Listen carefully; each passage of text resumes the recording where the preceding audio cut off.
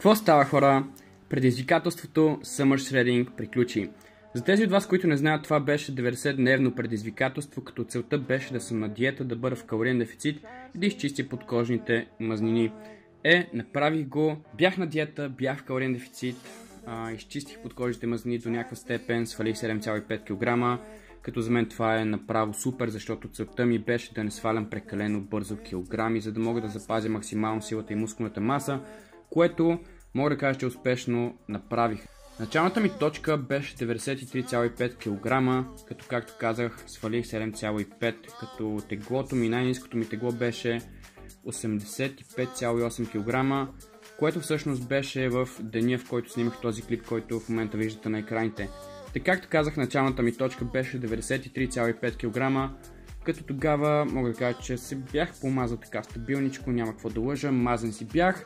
Може да видите на клипа на 90-дневната ми трансформация, който е последният клип, който съм качил в YouTube, така че ако все още не сте го изгледали, направете го, защото там общо взето показвам по-подробно каква е моята трансформация за тези 90 дни. Показвам клипа от началото, преди тези 90 дни и клипа след тези 90 дни, така че там може да видите подробно и по-така стабилно каква е моята трансформация, с която между другото съм доста доволен.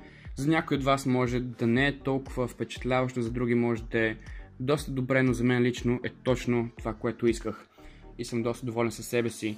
Както казах, една от целите ми беше да запазя силата и мускулната маса максимално, което, както споменах, го направих на 95%, като дори на някои упражнения увеличих силата, като тези упражнения са предимно упражненията за крака, защото, както може би някои от вас знаят, там имах проблеми, защото се бях контузил преди една година, бях си контузил коляното, така че в момента се възвръщам по-така стабилно след тази контузия и ми беше горе-долу лесно да възвърна малко сила в краката и също така да увелича мускулната маса там, въпреки че бях на дефицит, така че краката ми в момента изглеждат малко по-добре отколкото преди, за което наистина доста се радвам. Общо взето на тези упражнения, които съм изгубил сила, мога да кажа, че там все пак, въпреки че съм изгубил, не съм изгубил чак толкова много, като едно от упражненията, на които съм изгубил най-много сила, е горен лекс с лост. Може би дори това е единственото упражнение, което съм загубил по-така значимо силата си. И това не е очудващо за мен. Аз винаги на лек, в смисъл на упражненията за гърди или на избутващите упражнения като цяло с лост, там губя доста сила поради каквато и да е причина. Между другото, знам, че много хора, като започнат да чистят, губят предимно сила на бутащите упражнения. Така че не се очудвам, че там загубих сила. Но въпреки това, силата, която съм загубил там, не е чак толкова много. И дори ако трябва да сравняваме съотношението на личното ми тегло в момента и работната тежест, която правя сега там, то дори мога да кажа, че силата съм си я запазил, защото просто като сметнам самото съотношение, нещата пак излизат добре и пак се получава добра равносметка. На други упражнения увеличих си силата, не само на тези за краката, с което отново съм доволен. Така че общо взето мога да кажа, че това беше най-добрият кът, който съм правил до сега въобще, откакто съм започнал да тренирам. И не се очудвам, защото наистина знаете през годините, които съм натрупал от пробите и грешките, които съм правил през годините по време на периодите на чистене, и също така знанията, които съм натрупал от информацията, която черпя от сигурни източници, когато имам време, определено си казва думата и определено се вижда, че има промяна в нещата, има подобрение, когато правя дадени неща, и наистина се радвам за това, защото наистина тези неща, приложени добре, приложени структурирано, работят и го виждам. И нямам просто какво друго да кажа, просто мога да кажа, че съм супер доволен с това, което направих през този кът. Не искам това да звучи като някаква такава хвалба, че се хваля себе си, че съм много добър или нещо от този сорт. Не искам да звучи по този начин, просто наистина се гордея с това, което постигнах за този кът, защото наистина при миналия кът, предишния кът, тогава също постигнах немалко резултати, но самия финал на къта ми беше доста разочароващ за мен и доста така подейства ми на психиката като цяло. Общо взето, тогава бях, в смисъл преди да започна стария кът, бях 100 кг, миналата година януари месец, и реших, че ще се пусна на състезание. И в рамките на 3 месеца аз свалих 15 кг, като мога да ви кажа, че тези 3 месеца бяха много тегави. Наистина тогава раздадох себе си, Буквално. Тогава се разцепих. Тогава просто аз не знаех какво е да си нормален човек, какво е да имаш социален живот и тогава просто раздадох се на 100% с една дума. И свалих 15 кг за 3 месеца. Като очакванията ми бях, че като излеза на сцената в Пловдив в април месец ще бъда в най-добрата си форма. За жалост нещата се получиха точно обратното, в смисъл стана точно обратното. Бях в доста лоша форма на сцената, бях подпухнал, сплескан и въобще не беше това, което очаквах от себе си. И разочаровах и доста хора, предполагам.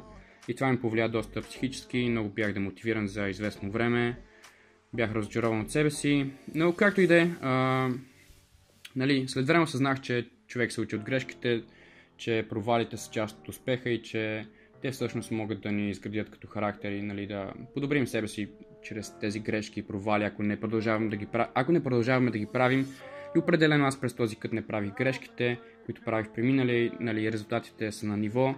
Вижда се това, вижда се промяната, която съм приложил през този кът и да, общо взето това ми беше целта. Аз през този кът да постигна по-добра форма от тогава, когато бях на състезанието и с радост мога да кажа, че го постигнах. Така че изпълних целта си. За мен това 90-дневно предизвикателство беше точно това. Не беше за парите, които аз мога да спечеля, не беше за известността, която мога да придобия или нещо от този сорт. Направих го точно заради себе си, за да мога да докажа на себе си, че мога да бъда в по-добра форма от това, което бях на състезанието в Пловдив миналата година. И да, общо взето това беше една 90-дневна битка между мен и старият мен. Тоест между сегашното ми аз и старото ми аз, което беше миналата година. Преборих го, с радост мога да го кажа и да, изпълних целта си. Както казах за някои от вас, това, което съм направил за тези 90 дни, може би не е много, може би е впечатляващо. Няма значение, мен не ме интересува какво другите мислят. Важното е, че аз съм доволен от себе си. Разбира се, можеше и да е по-добре, защото наистина имаше някои неща, които ме възпрепятстваха, но нормално е, няма как всичко да върви по план. В Германия пътуването може би беше едно от нещата, които ме върнаха леко назад, защото тогава наистина храната и съня бяха доста зле. И също така в момента ще кажа нещо, което не съм казал никъде по никой клип или като цяло не съм го споделял с много хора. Но в почивните дни, когато аз бях на най-ниски калории, когато калориите ми бяха наистина доста ниски, защото както може би знаете, аз приемам доста малко калории в нетренировъчни дни, тогава трябваше да чистя една градина и също така да косия тревата в тази градина, защото една приятелка на сестра ми я е помолила да ме помоли да направя това, защото някаква друга нейна приятелка се нуждава от човек, който да чисти градината и да й коси тревата. Аз се съгласих, правех го в почивните дни, когато не трябваше да тренирам и беше много тегаво. Оказа се по-тегаво, отколкото очаквах, защото това е физическа работа. Понякога ми отнемаше 5-6 часа без да спирам и в следващите дни като цяло това много ми влияеше на тренировката, в смисъл нямах сила по време на тренировка, но както и да е, няма какво да се оплаквам за това, защото все пак знам, че има много хора, които работят физическа работа по 10 часа на ден, всеки ден и въпреки това тренират и са на диета, така че аз нямам право да се оплаквам, просто това казвам, че е едно от нещата, които така леко ме възпрепятстваха по време на този кът, но всичко друго беше окей, съм доволен от себе си. Сега, какво следва след тези 90 дни, които аз направих като диета? В момента правя diet break, почивка от диетата, ще я направя в рамките на 2 седмици, като имам клип на тази тема за diet break, ако искате го изгледайте, но така ли че в следващите ми клипове аз ще говоря за това малко по-подробно, защото в момента го правя. Та след тези 2 седмици почивка от диетата аз ще продължа с къта, защото искам да се нацепя още, искам да изглеждам още по-нацепен и да подобря формата си още повече, така че очаквайте още по-нацепен Радко. Но да, общо взето това беше от мен за този клип, хора, защото виждам, че клипа привършва. Надявам се това, което говорих, да ви е било интересно. И да, ще се видим в следващия клип. Благодаря ви много за гледането. Peace!